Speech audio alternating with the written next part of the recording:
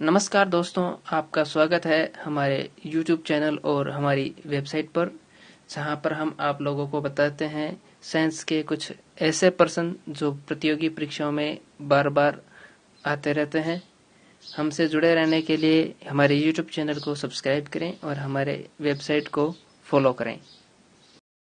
DNA खंडों को जोड़ने के लिए कौन सा एंजाइम काम में लिया जाता है? जी हाँ दोस्तों, प्रश्न है DNA खंडों को जोड़ने के लिए कौन सा एंजाइम काम में लिया जाता है? तो इसका सही उत्तर है लाइगेज एंजाइम। जी हाँ दोस्तों, डीएनए खंडों को जोड़ने के लिए लाइगेज एंजाइम को काम में लिया जाता है। परमाणु बम किस सिद्धांत पर कार्य करता है? जी हाँ, प्रश्न है परमाणु बम किस सिद्धांत पर कार्य करता है? तो इसका सही उत्तर है दोस्तों नाभिकीय विखंडन। परमाणु बम जो होता है वो नाभिकीय विखंडन के सिद्धांत पर कार्य करता है। इसमें एक नाभिक कई छोटे छोटे नाभिकों में बदल जाता है। एक अश्व शक्ति में कितने वाट होते हैं? जी हाँ दोस्तों, प्रश्न है एक अश्व शक्ति में कितने वाट होते हैं? तो दोस्तों इसका सही उत्तर है 746 वाट। एक अश्व शक्ति में 746 वाट होते हैं, या फिर 746 वाट को एक अश्व शक्ति अपन बोलते हैं। विद्युत धारा की इकाई क्या है? प्रश्न है विद्युत धारा की इकाई क्या है? तो दोस्तों विद्युत धारा की इकाई एम्पियर है। एम्पियर में विद्युत धारा को मापा जाता है। प्रोटॉन की खोज किसने की थी? प्रश्न एक बार फिर से, प्रोटॉन की खोज किसने की थी? जी हाँ दोस्तों, प्रोटॉन की खोज रदरफोर्ड ने करी थी। शहद का प्रमुख घटक क्या होता है? जी हाँ दोस्तों, शहद का प्रमुख घटक क्या होता है? तो दोस्तों शहद का प्रमुख घटक जो होता है वो फ्रक्टोज शर्करा होती है। फ्रक्टोज शर्करा।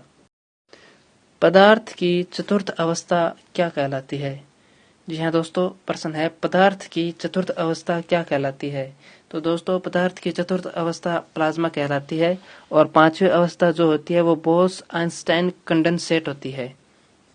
और तीन अपन लोग जानते हैं, ठोस द्रव गैस, चौथी प्लाज्मा और पांचवी बोन्स आइंस्टाइन कंडेंसेट। मानव शरीर में विटामिन ए कौन से अंग में संग्रहित होता है? प्रश्न एक बार फिर से, मानव शरीर में विटामिन ए कौन से अंग में संग्रहित होता है? तो इसका सही उत्तर है दोस्तों यकृत। यकृत है वो मानव शरीर में विटामिन ए का संग्रहण करता है। ऐसा क्या होता है प्रेशर कुकर में कि खाना जल्दी पक जाता है? ऐसा क्या होता है प्रेशर कुकर में कि खाना जल्दी पक जाता है? जी हाँ दोस्तों, प्रेशर कुकर जो है वो एक सिद्धांत पे कार्य करता है। वह प्रेशर कुकर दाब लगाकर जल के क्वथनांक को बढ़ा देता है। जल के क्वथनांक बढ़ जाता है, इस कारण से जो खाना है वो जल्दी पक जाता है। इसलिए कहते हैं कि खाना ढक्कन डाल के पकाना चाहिए, इससे जल का क्वथनांक बढ़ जाता है। मिल्क ऑफ मैग्नीशिया का रासायनिक सूत्र क्या है? या फिर मिल्क ऑफ मैग्नीशिया किसे कहते हैं? तो दोस्तों इसका सही उत्तर है मैग्नीशियम हाइड्रोक्साइड को ही मिल्क ऑफ मैग्नीशिया कहते हैं। मैग्नीशियम हाइड्रोक्साइड को ही मिल्क ऑफ मैग्नीशिया कहते हैं। शैवालों की कोशिका भित्ति का प्रमुख घटक क्या होता है? प्रश्न एक बार फिर से, शैवालों की कोशिका भित्ति का प्रमुख घटक क्या होता है? तो दोस्तों शैवालों की कोशिका भित्ति का प्रमुख घटक जो है वो सेल्यूलोज होता है। सेल्यूलोज ही से ही शैवालों की कोशिका भित्ति बनी भी होती है। कुनेन किस पौधे से प्राप्त किया जाता है? जी हाँ दोस्तों, कुनेन किस पौधे से प्राप्त किया जाता है? कुनेन जो मलेरिया रोग के अंदर काम में आता है, वो कुनेन किस पौधे से प्राप्त किया जाता है? जो कुनेन दोस्तों सिनकोना पौधे से प्राप्त किया जाता है। सिनकोना की छाल से और तने से कुनेन प्राप्त किया जाता है। नारियल का खाने योग्य भाग कौन सा होता है? जी हाँ दोस्तों, नारियल का खाने योग्य भाग कौन सा होता है? तो दोस्तों मैं आपको बता दूं, नारियल का खाने योग्य भाग जो होता है वो भ्रूणपोष होता है। जो अपन खाते हैं सफेद रंग का जो होता है वह भ्रूणपोष होता है। संसार का सबसे बड़ा पुष्प कौन से पौधे का होता है? जी हाँ दोस्तों, अगला प्रश्न है संसार का सबसे बड़ा पुष्प कौन से पौधे का होता है? तो दोस्तों संसार का सबसे बड़ा पुष्प रेफ्लेक्सिया का होता है। भूरी क्रांति किससे संबंधित है? भूरी क्रांति किससे संबंधित है? जी हाँ दोस्तों, भूरी क्रांति उर्वरकों के उत्पादन से संबंधित है।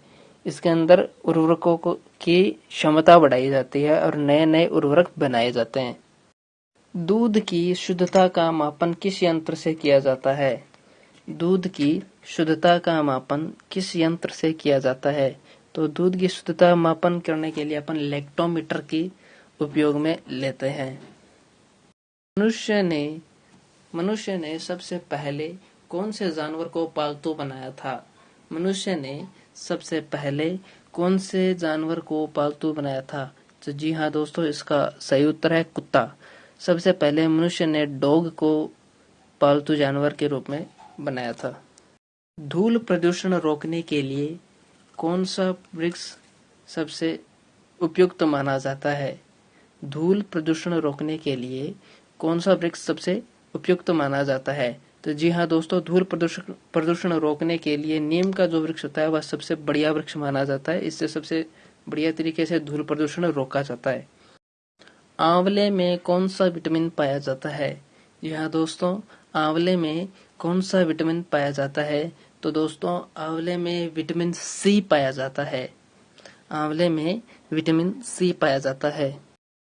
रेडियो एक्टिविटी की इकाई क्या है? जी हाँ दोस्तों, रेडियो एक्टिविटी की इकाई क्या है?